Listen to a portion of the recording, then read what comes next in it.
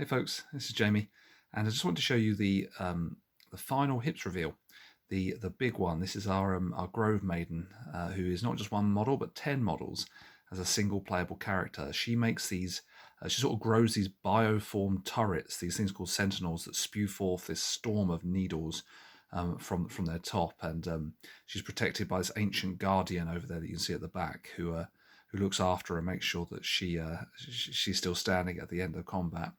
She's this one of the most ancient and revered of the Identity race, and incredibly potent on the battlefield. She's also the most complicated character, and not to be taken lightly. And unlike a lot of the other characters, she doesn't actually carry weapons. Her turrets are her weapons. Her ancient guardians are her weapons, and so she grows them rather than wields them. And so, unlike the other ones, she doesn't have lots of swap out characters or anything like that. She does work a little bit different in terms of gear as well, because she doesn't get items in terms of weapons. She actually gets to have 2 gear cards, which no other character gets to do. And so, as you can see here, she's got these. She starts off just on the battlefield with her ancient guardian over here, and then as she spends animus and plays her ability cards, she can grow multiple turrets.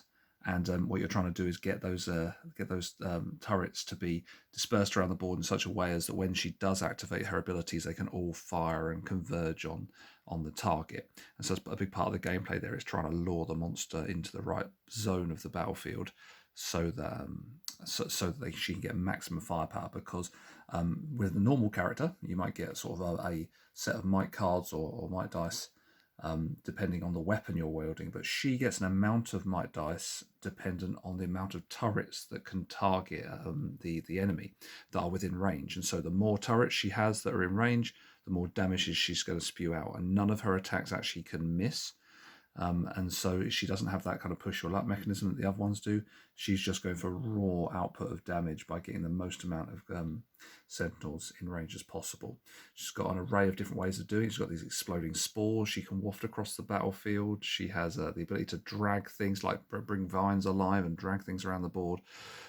She can blow up her own sentinels because they explode. She can sacrifice her ancient guardian to give animus to her team and to protect her. And yeah, she's got a whole raft of interesting abilities. But yeah, I thought you might like to see this one last final hips character before the games arrive in the next few weeks. Anyway, cheers. See you soon, guys.